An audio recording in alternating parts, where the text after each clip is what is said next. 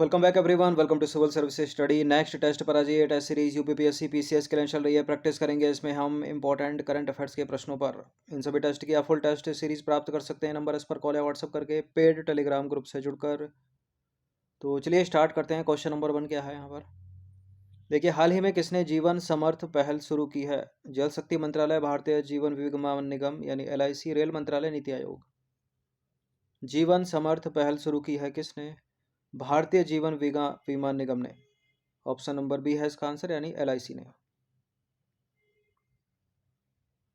तो भारतीय जीवन बीमा निगम ने यानी LIC ने जीवन समर्थ पहल शुरू की है। इस पहल का उद्देश्य है LIC की एजेंसी पारिस्थितिक तंत्र को बदलना। और LIC ने अपने मौजूदा एजेंसी ढांचे की समीक्षा और पुनर्गठन के लिए एक वैश्विक परामर्श फर्म के साथ साझेदारी की है। और यह परियोजना शाखा प्रभाग और क्षेत्रीय स्तरों पर वैश्विक सर्वोत्तम प्रथाओं को स्थापित करने पर ध्यान केंद्रित करेगी। तो LIC का नाम याद रखिएगा, भारतीय जीवन बीमा निगम का समर्थ योजना, जीवन समर्थ पहल। क्वेश्चन नंबर 2 पर आ जाइए। म्यूनिक फिल्म फेस्टिवल में लाइफ टाइम अचीवमेंट पुरस्कार से किसे सम्मानित किया गया है? किसको सम्मानित किया गया है?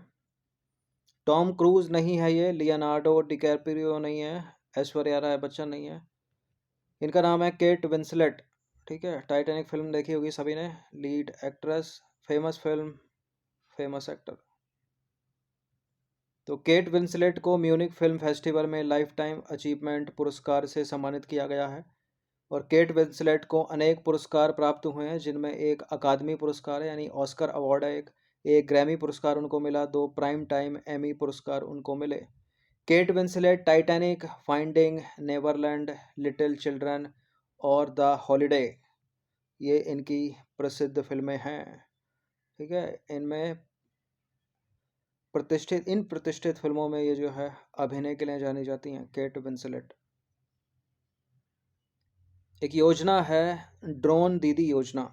प्रधानमंत्री की नमो ड्रोन दीदी योजना के तहत कितनी महिलाओं को कृषि के लिए ड्रोन संचालन में प्रशिक्षित करने का लक्ष्य है? 15,000 महिलाओं को। यह नंबर याद रखिएगा, ऑप्शन नंबर बी है इसका आंसर। देखिए, प्रधानमंत्री की नमो ड्रोन दीदी योजना कृषि क्षेत्र में महिलाओं को सशक्त बनाएगी। इस योजना का उद्देश्य 15,000 महिलाओं को फसलों को खाद देने, फसलों की वृद्धि की निगरानी करने और बीज बोने जैसी कृषि उद्देश्यों के लिए ड्रोन चलाने का प्रशिक्षण देना है, जिससे उभरते प्रौद्योगिकी क्षेत्र में महिलाओं के लिए आजीविका के नए अवसर पैदा होंगे। कृषि और किसान कल्याण मंत्रालय हो गया, महिला और बाल विकास ग्रामीण विकास मंत्रालय हो गया और उर्वरक विभाग इस योजना की देखरेख करेंगे। ड्रोन दीदी योजना की देखरेख कौन करेगा? ग्रामीण विकास मंत्रालय, कृषि एवं किसान कल्याण मंत्रालय और उर्वरक विभाग। 15,000 रुपये, 15,000 महिलाओं को।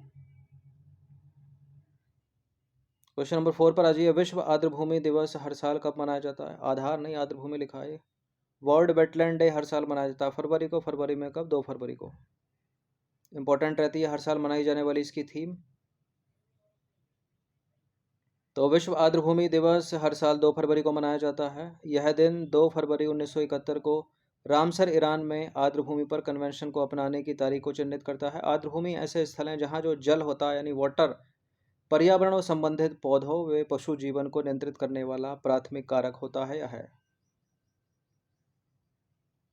क्वेश्चन नंबर 5 पर आ जाइए। करंट अफेयर्स का प्रश्न है। हाल ही में नई दिल्ली के भारत मंडप कहाँ पर है? प्रगति मैदान में प्लास्टिक रिसाइकलिंग पर वैश्विक सम्मेलन आयोजित किया गया।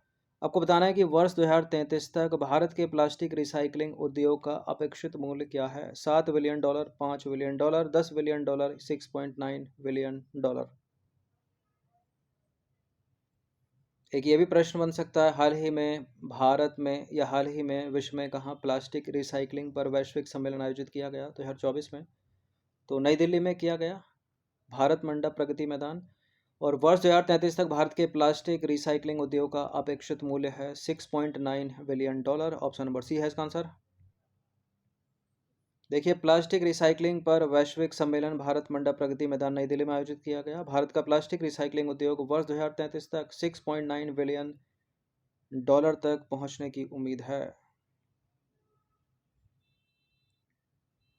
क्वेश्चन नंबर 6 पर आ जाइए। क्वेश्चन नंबर 6 है दो स्टेटमेंट वाला, यूपीआई से रिलेटेड है। यूपीआई यानी यूनिफाइड पेमेंट इंटरफेस के संदर्भ में निम्नलिखित कथनों पर विचार करेंगे। यूपीआई भारतीय रिजर्व बैंक द्वारा अप्रैल 2016 में शुरू की गई एक भुगतान प्रणाली है। यह एक वास्तविक समय भुगतान प्रणाली है जो दो बैंक खातों के बीच धन के त्वरित हस्तांतरण में मदद करती है। कौन सा इनकरेक्ट है इसमें?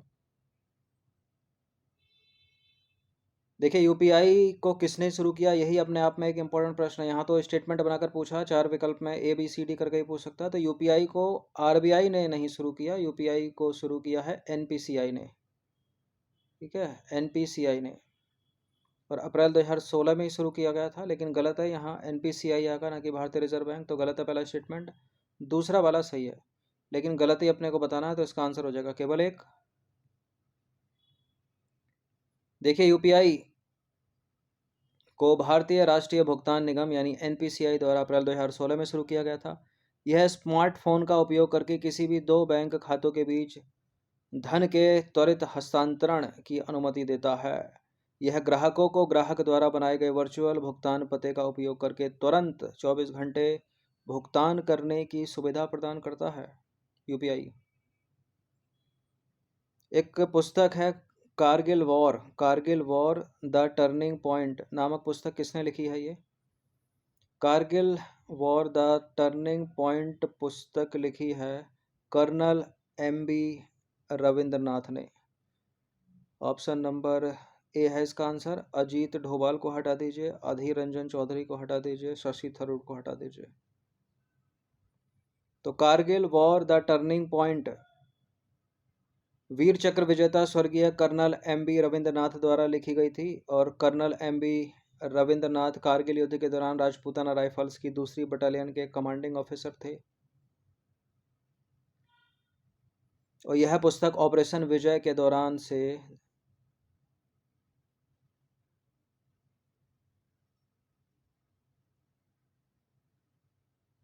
जुलाई 1999 तक उनकी बटालियन के अभियानों की जानकारी प्रदान करती है। क्वेश्चन नंबर 8 पर आ जाइए। आपदा प्रबंधन में क्रांति लाने के लिए जापानी एरोस्पेस एक्सप्लोरेशन एजेंसी यानी जैक्सा के द्वारा लॉन्च किए गए उन्नत भूमि अवलोकन सैटेलाइट का नाम क्या है? Daiichi 4, Hayabusa 2, किबो 2, Phelan 4। Disaster management में क्रांति लाने के लिए जैक्सा के द्वारा लॉन्च किया गया है दाइची 4। ऑप्शन नंबर ए है इसका आंसर। देखिए, जापानी एरोस्पेस एक्सप्लोरेशन एजेंसी जाक्सा ने 1 जुलाई 2024 को एडवांस लैब ऑब्जर्विंग सैटेलाइट 4 यानी डाइची 4 को सफलतापूर्वक लॉन्च किया। इस उपग्रह सैटेलाइट का उद्देश्य है आपदा प्रबंधन और पर्यावरण निगरानी क्षमताओं को बढ़ाना, और यह दिन के समय या मौसम की स्थिति की परवाह किए बिना उच्च रेजोल्यूशन व्यापक क्षेत्र के अवलोकन कर सकता है। यह का मतलब क्या है? ये डाइची 4। क्वेश्चन नंबर 9 पर आ जाइए। उस परियोजना का नाम क्या है जिसमें दक्षिण अफ्रीकी वैज्ञानिक अवैध शिकार को रोकने के लिए गेंडे के सींगों को रेडियोधर्मी बना रहे हैं? Horn sealed, rhino guard, protect rhino, rhisotope. ये वैज्ञानिक कुछ मात्रा रेडियोधर्मी पदार्थ की गैंडों के सींगों में डाल रहे हैं, और इस योजना का नाम, इस परियोजना का नाम है रहिसोटोप। ऑप्शन नंबर बी है इसका आंसर। और ये सब गैंडों के अवैध शिकार को रोकने के लिए किया जा रहा है। देखिए, दक्षिण अफ्रीकी वैज्ञानिकों ने गैंडे के सींगों में रेडियोधर्मी पदार्थ डालना शुरू कर दिया है। रेडियोधर्मी पदार्थ का उद्देश्य अंतर्राष्ट्रीय सीमा चौकियों पर सींगों को पहचानने योग्य बनाना है। यह पदार्थ सींगों को मानव उपभोग के लिए बेकार कर देगा, जिससे शिकारियों पर रोक लगेगी। रेडियोधर्मी पदार्थ की मात्रा इतनी कम होती है कि इससे पशु के स्वास्थ्य पर्यावरण पर कोई प्रभाव नहीं पड़ता है। क्वेश्चन नंबर 10 पर आ जाइए। आंध्र प्रदेश के मुख्यमंत्री चंद्रबाबू नायडू के द्वारा शुरू की गई एनटीआर भरोसा पेंशन योजना के तहत नई वृद्धि पेंशन राशि कितनी है? तो अभी तक 3,000 मिलती थी, 1,000 इन्होंने बढ़ा दी, तो नई राशि हो गई 4,000 रुपये। एनटीआर भरोसा पेंशन योजना के तहत पेंशन राशि बढ़ाकर 4,000 रुपये प्रति माह कर दी गई है। यह 3,000 रुपये प्रति माह की पिछली राशि से वृद्धि है, जिसे पूर्ववर्ती YSRCP सरकार के तहत YSR से पेंशन कनुका के रूप में जाना जाता था। क्वेश्चन नंबर 11 पर आ जाइए। हाल ही में हेमंत सोरेन ने झारखंड के मुख्यमंत्री पद को पुनः प्राप्त कर लिया है, लेकिन आपको बताना है कि इस झारखंड राज्य का जो राज्य पक्षी है वो क्या है, कबूतर, गोरैया, कोयल या मोर। इसका आंसर ऑप्शन नंबर सी, कोयल। तो हेमंत सोरेन ने झारखंड के मुख्यमंत्री का पद पुनः प्राप्त कर लिया है। झारखंड का राज्य पक्षी कोयल है। कोयल अपनी विशिष्ट आवाज के लिए जानी जाती है और भारतीय उपमहाद्वीप में एक सामान्य पक्षी है। झारखंड अपनी समृद्ध जैव विविधता के लिए जाना जाता है और कोयल राज्य की प्राकृतिक विरासत का प्रतिनिधित्व करती है। कोयल राज्य की प्राकृतिक विरासत का प्रतिनिधित्व करती है। कोयल ही बोला है ना, मोर तो नहीं बोल दिया। क्वेश्चन नंबर 12 पर आ जाइए। उस तूफान का नाम बताइए जो हाल ही में जमैका में आया और अब केमेन द्वीप और मैक्सिको के युकाटन प्रायद्वीप की ओर बढ़ रहा है। तूफान सैंडी, तूफान इरमा, तूफान मारिया, तूफान बेरिल। ये है hurricane beryl. Option number D है इसका आंसर, यानी तूफान बेरिल। ये जमेगा हो गया, बारबाडोस हो गया, ये वही क्षेत्र हैं जहां अभी ICC T20 men's cricket world cup चल रहा था। तो हाल ही में तूफान बेरिल यानी हरिकेन बेरिल ने भारी हवाओं और बारिश के साथ जमैका को प्रभावित किया, जिससे काफ़ी क्षति हुई। तूफान बेरिल से मरने वाले लोगों की संख्या कम से कम 10 है और इसके और बढ़ने की आशंका है। क्वेश्चन नंबर 13 पर आ जाइए। तेलंगाना में हरियाली को बढ़ावा देने के लिए और छोटे जंगल बनाने के प्रयासों के लिए SCCL के CMD N बलराम को किस पुरस्कार से सम्मानित किया गया है? इन्होंने तेलंगाना के जो कोयला क्षेत्र है उसमें 18,000 पेड़ लगाए हैं। तेलंगाना के हरित संरक्षक पुरस्कार से इनको सम्मानित किया गया है, या हरित योद्धा पुरस्कार से, इको हीरो, या तेलंगाना के वृक्ष पुरस्कार से। इनको सम्मानित किया गया है तेलंगाना के वृक्ष पुरस्कार से। ऑप्शन नंबर डी है इसका आंसर। देखिए, SCCL के CMD N बलराम को तेलंगाना के वृक्ष पुरस्कार से सम्मानित किया गया है। यह पुरस्कार ग्रीन मैपल फाउंडेशन द्वारा प्रदान किया गया है। बलराम को तेलंगाना के कोयला जिलों में 18,000 से अधिक पौधे लगाने के लिए सम्मानित किया गया है। क्वेश्चन नंबर 14 पर आ जाइए। करंट चेयरमैन ऑफ UPSC, वर्तमान में UPSC या संघ लोक सेवा आयोग का अध्यक्ष कौन है? प्रदीप कुमार जोशी, विनय मित्तल, मनोज सोनी, अरविंद सक्सेना। UPSC के करंट चेयरमैन है doctor Manoj Soni. Option number B है इसका आंसर। तो डॉक्टर मनोज सोनी करंट में UPSC के चेयरमैन है। अप्रैल 2022 में ये नियुक्त हुए थे और 2024 तक, मतलब वर्तमान जो इनकी अवधि है वो यही है। अब 24 के बाद रहेंगे नहीं, वो 24 के बाद पता चलेगा। प्रदीप कुमार जोशी 2020 में थे, अरविंद सक्सेना 2018 में थे और विनय मित्तल भी 18 में थे। 14 हो गए और ये 15 प्रश्न है और ये अंतिम प्रश्न है। वर्तमान में भारत में कितने रामसर स्थल हैं? देखिए, अभी तक भारत में कितने थे? 80 रामसर स्थल थे, लेकिन अभी हाल ही में बिहार के 2 अभ्यारण्य को रामसर स्थल में शामिल किया गया है, आर्द्रभूमि स्थल में शामिल किया गया है, तो 82 हो गए। वर्तमान में जो संख्या है 82 है, वो जून 2024 तक। तो इसका आंसर क्या हो जाएगा? Option number C. देखिए, आर्द्रभूमियों को बचाने के उद्देश्य से 1971 में ईरान के रामसर में रामसर कन्वेंशन को हस्ताक्षरित किया गया था।